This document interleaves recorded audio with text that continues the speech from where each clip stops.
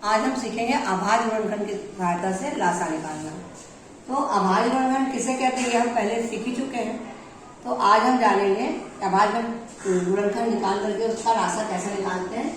ये संख्या मेरे पास दी हुई है 3, 6 और 9 का लासा निकालना है। तो हम क्या करेंगे, पहले हम 3, 6 और 9 के अभाज्य गुणनखंड करेंगे। जैसे कि 3 आप देख ही रहे हो, तो 3 एक अभाज्य संख्या है तो इसका आगे गुणनखंड नहीं होगा।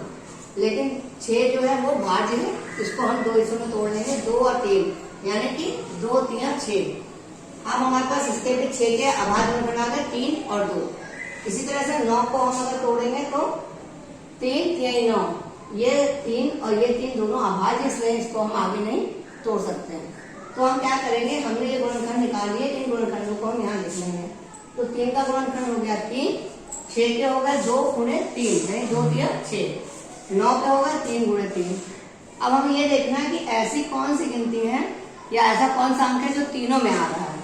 तो हम देख रहे हैं कि 3 है जो तीनों में आ रहा है, ठीक है। उसके बाद 2 अकेला है और 3 भी अकेला है।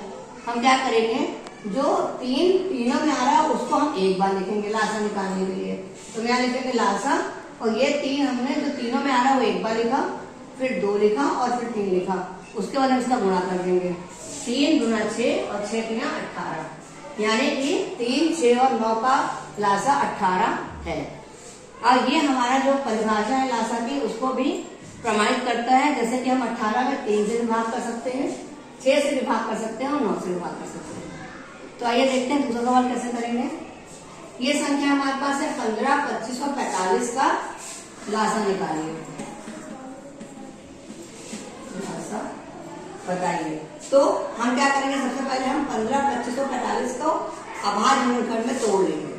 15 को हमने 2 हिस्सों में करा, 5 और 3। अब 5 भी अभाज्य संख्या और 3 भी अभाज्य है, इसके आगे नहीं जाएगा।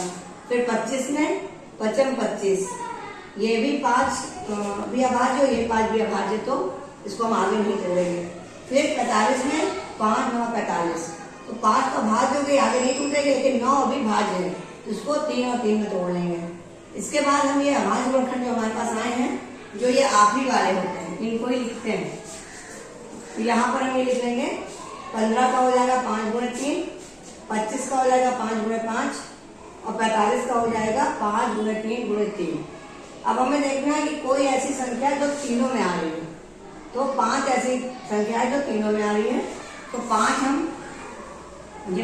एक बार लिखेंगे, ठीक है। 3 2 बार आ रहा है, तो ये 3 हम यहाँ फिर एक बार लिखेंगे। और 5 और 3 जो कि अकेला है, तो इसको हम दोनों को लिख लेंगे, 5 और 3। फिर इन्हें हम गुणा कर लेंगे।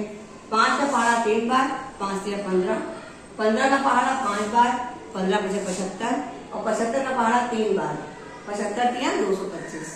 तो हमारा 15, 25 और 45 का लासा 225 आया। तो बच्चों उम्मीद करते हैं अभाज्य गुणनखंड की सहायता से लासा करना आपको समझ में आ गया होगा। Thank you.